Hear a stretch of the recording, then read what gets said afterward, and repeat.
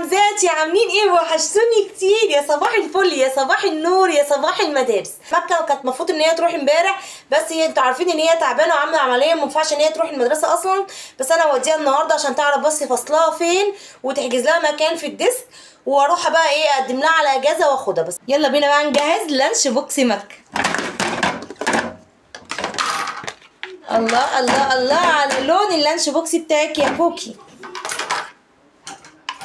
كوكي لون اللانش بوكس بتاعها موف، لونه جميل. طبعا مكة ما بتعرفش تاكل اكتر من 2، ده لو كلتهم اصلا، بس ان شاء الله هتاكلهم. مش هنعمل لها بقى غير جبنة. طبعا ما ينفعش ان هي تاكل كوكي عشان بيبقى ناشف على زورها وهي عاملة عملية اللوز، وما ينفعش تاكل جبنة رومي برضك هتبقى حادقة وحراقة. ففي حاجات كتيرة قوي مش نافعة، واللانشون طبعا غلط عليها دلوقتي، هعملها جبنة بيضة بس.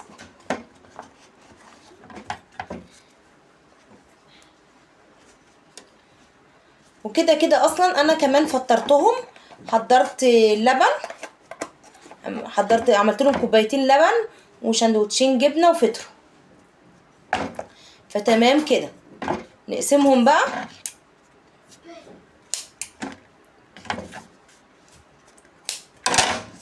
كده مكة خلاص الشندوتشات بتاعتها جهزت، بس يا رب تاكلهم، بس بتمنى ان هي تاكلهم.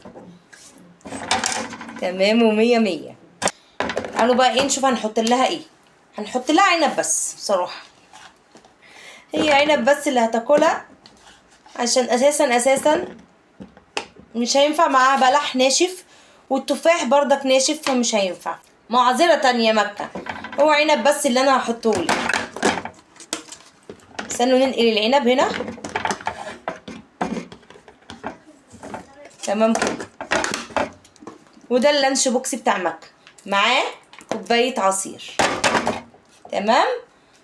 وادي اللانش بوكس بتاع روضة، وبرضك معاه كوباية العصير. تعالوا بقى نجيبوا الازايز، انا محضراهم من امبارح. اول حاجة صباحي عليهم. صباح الخير والفل.